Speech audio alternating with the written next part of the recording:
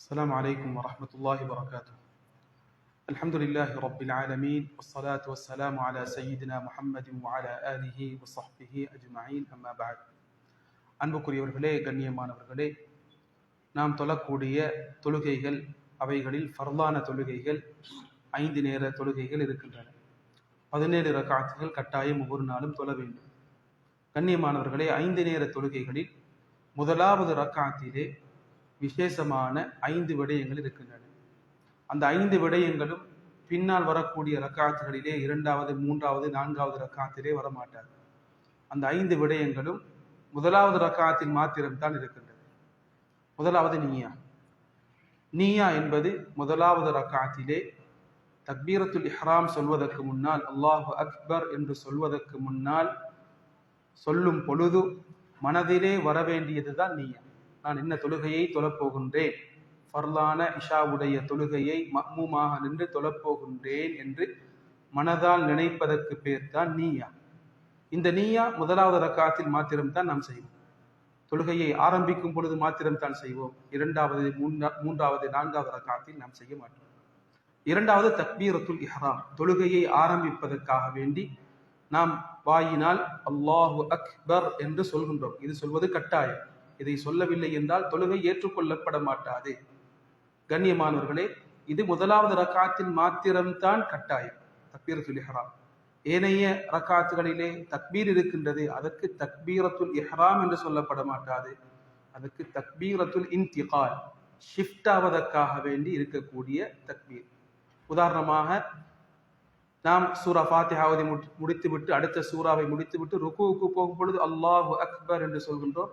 இதற்கு சொல்லப்படும் தக்பீரத்துல் இன்திகால், ஷிஃப்ட் ஆவதற்கு சொல்லப்படக்கூடிய தக்பீர். இதே போன்று சுஜூதுக்கு சொல்லும் பொழுது அல்லாஹு அக்பர் என்று சொல்லிக் கொண்டு போகின்றோம்.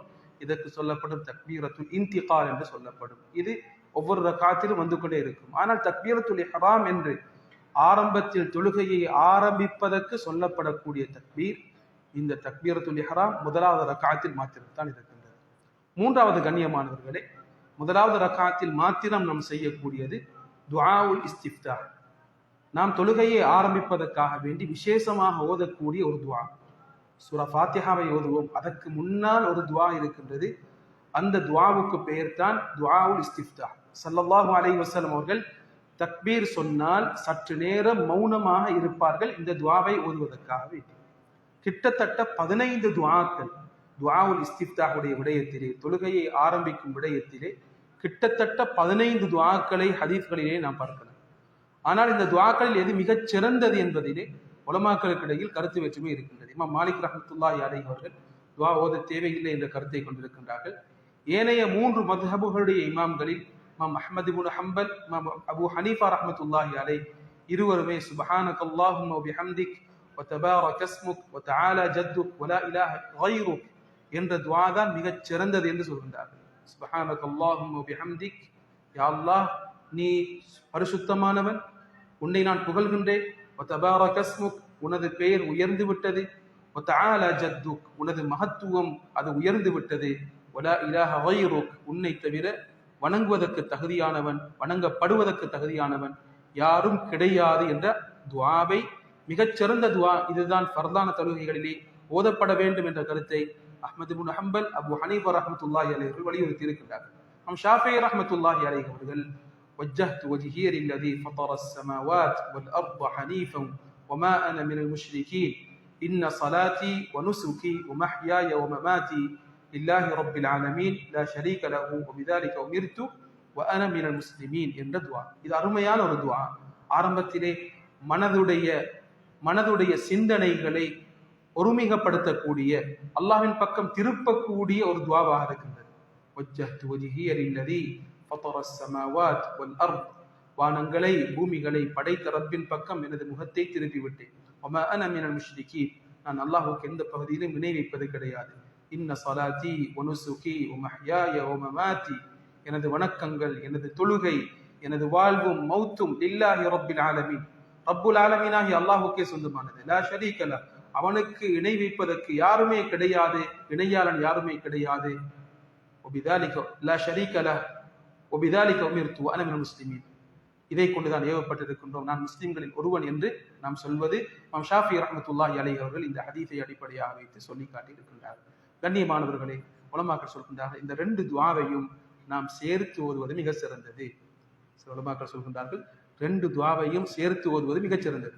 சுப்ஹானக அல்லாஹும்ம பிஹம்திக் வ தபாரக இஸ்முக் வ தஆலா ஜத்துக் வ லா இலாஹ கைருக் வஜ்ஜஹ்து வஜ்ஹிய லில்லதீ ஃபதர ஸ்-ஸமாவாத் வல் அர்த ஹனீஃபன் முஸ்லிமன் வ மா அன முஷ்ரிகீன் என்ற ரெண்டு துஆக்களையும் சேர்த்து ஓதினால் அது அனைத்தையும் உள்ளடக்கக்கூடிய ஒரு நிலைமை அந்த இடத்தில் உண்டாகும். கண்ணியமானவர்களே, துஆஉல் இஸ்திஃப்தாஹ் எப்பொழுது ஓத வேண்டும்? இமாமுடன் சேர்ந்து தக்பீர் கட்டினால் தான் ஓத வேண்டும். சற்று தாமதித்து லேட்டாகி வந்து விட்டோம், நாம் சூரா ஃபாத்திஹா ஓதி கொண்டிருக்கின்றார், இந்த சந்தர்ப்பத்தில் நாம் வஜ்ஜஹ் ஓத முடியாது. வஜ்ஜஹ் ஓத முடியாது. இமாமுடைய சூரா ஃபாத்திஹாவை கேட்டுவிட்டு நாம் சூரா ஃபாத்திஹாவை அவர் ஓதி முடித்ததற்கு பின்னால் நாம் ஓத வேண்டும். சில சகோதரர்கள் பிந்தி வருகின்றார்கள், பிந்தி வந்ததற்கு பின்னால் அவர்கள் வஜ்ஜஹ் ஓத ஆரம்பிக்கின்றார்கள். வஜ்ஜஹ் ஓதக்கூடாது. பிந்தி வந்தார் முதலாவது ஓத வேண்டியது சூரா ஃபாத்திஹாவை ஓத வேண்டும்.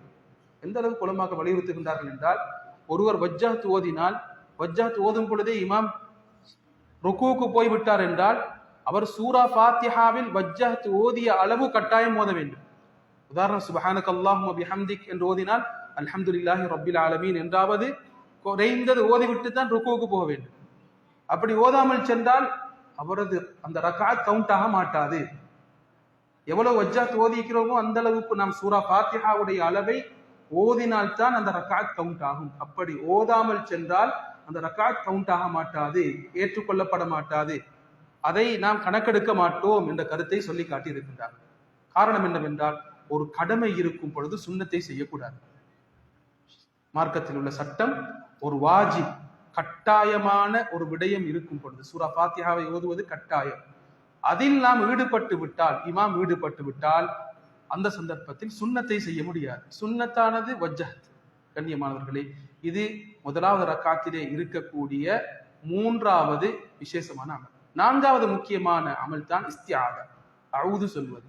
அஊது என்பது தொழுகையின் ஆரம்பத்திலே பிஸ்மில்லா சொல்வதற்கு முன்னால், சூரா ஃபாத்திஹாவை ஓதுவதற்கு பிஸ்மில்லா சொல்வதற்கு முன்னால் சொல்ல வேண்டும் என்ற கருத்தை உலமாக்கள் சொல்லியிருக்கிறார்கள். ஷாஃபிஈ ரஹ்மத்துல்லாஹி அலைஹி அவர்கள் ஒவ்வொரு ரக்காத்திலும் சூரா ஃபாத்திஹா பிஸ்மில்லா சொல்வதற்கு முன்னால் மனதால் அஊது பில்லாஹி மினஷ் ஷைத்தானிர் ரஜீம் என்று சொல்ல வேண்டும் என்ற கருத்தை சொல்லியிருக்கின்றார்கள். அதிகமான உலமாக்கள் தொழுகையின் ஆரம்பத்திலே முதலாவது சூரா ஃபாத்திஹா பிஸ்மில்லா சொல்வதற்கு முன்னால் முதலாவது ரக்காத்தில் தான் இஸ்திஆதா ஓத வேண்டும் என்ற கருத்தை சொல்லி காட்டி இருக்கின்றார்கள். கண்ணியமானவர்களே, முதலாவது ரக்காத்தில் இருக்கக்கூடிய விசேஷமான இன்னும் ஒரு அமல், இரண்டாவது ரக்காத்தை விட முதலாவது ரக்காத் நீளமானதாக இருக்க வேண்டும். நபி ஸல்லல்லாஹு அலைஹி வஸல்லம் அவர்கள் முதல் இரண்டு ரக்காத்துகளையும் ஏனைய ரக்காத்துகளை விட நீளமாக ஓதுவார்கள். இரண்டாவது ரக்காத்தை விட முதலாவது ரக்காத்தை ஸல்லல்லாஹு அலைஹி வஸல்லம் அவர்கள் சற்று நீளமாக ஓதி இருக்கின்றார்கள் என்ற ஹதீஸிலே பதிவாகி இருக்கின்றது. எனவே கண்ணியமானவர்களே, இந்த சட்ட திட்டங்களை அறிந்து நாம் ஓதுவதற்கு முயற்சிப்போம். கிட்டத்தட்ட 15 துஆக்கள் இருக்கின்றன. கியாமுல் லைலிலே, தஹஜ்ஜுத் தொழுகையிலே ஓதுவதற்கென்று விசேஷமான சில துஆஉல் இஸ்திஃப்தாஹ், வஜ்ஜஹ்து போன்ற துஆக்கள் இருக்கின்றன. அல்லாஹும்ம பாஇத் பைனி வ பைன ஹதாயாய கமா பாஅத்த பைனல் மஷ்ரிகி வல் மக்ரிப் அல்லாஹும்ம நக்கினி மினல் ஹதாயா. பாவங்கள் மன்னிக்கப்படுவதற்கு அல்லாஹ்விடத்தில் கேட்கக்கூடிய அருமையான துஆ. தஹஜ்ஜுடைய வேளையிலே நாம் தக்பீர் சொன்னதற்கு பின்னால் அல்லாஹ்விடத்தில் துஆ செய்ய வேண்டும். யா அல்லாஹ், கிழக்குக்கும் மேற்குக்கும் எவ்வளவு தூரம் இருக்கின்றதோ அந்த அளவு தூரம் எனக்கும் எனது பாவத்துக்கும் இடையில் ஏற்படுத்திவிடு. பரிசுத்தமான ஒரு ஆடையை நீ சுத்தப்படுத்துவது போன்று என்னை பாவத்திலிருந்து பரிசுத்தப்படுத்தி விடு. அல்லாஹும்ம ஹஸ்ஸில் ஹதாயாய பில் மாஇ வஸ்ஸல்ஜி வல் பரத். தண்ணீரின் மூலம், ஐஸின் மூலம், குளிரான பனிக்கட்டியின் மூலம் எனது பாவத்தை கழுவிவிடு, பரிசுத்தவானவாளனாக என்னை ஆக்கிவிடு யா அல்லாஹ் என்று கேட்கக்கூடிய அருமையான துஆக்கள். அது இரவு வேளையிலே சுன்னத்தான தொழுகைகளிலே நாம் வஜ்ஜஹ்துடைய இடத்திலே அதையும் ஓதிக்கொண்டு கேட்க வேண்டிய முக்கியமான துஆக்களாக இருக்கின்றன. அல்லாஹு தஆலா இந்த சட்டத்திட்டங்களை அறிந்து செயல்பட்ட கூட்டத்திலே எம் அனைவரையும் ஆக்கி அருள்வானாக. வாஹிரு தஅவானா அல்ஹம்துலில்லாஹி ரப்பில் ஆலமீன். அஸ்ஸலாமு அலைக்கும் வரஹ்மத்துல்லாஹி வபரகாத்துஹு.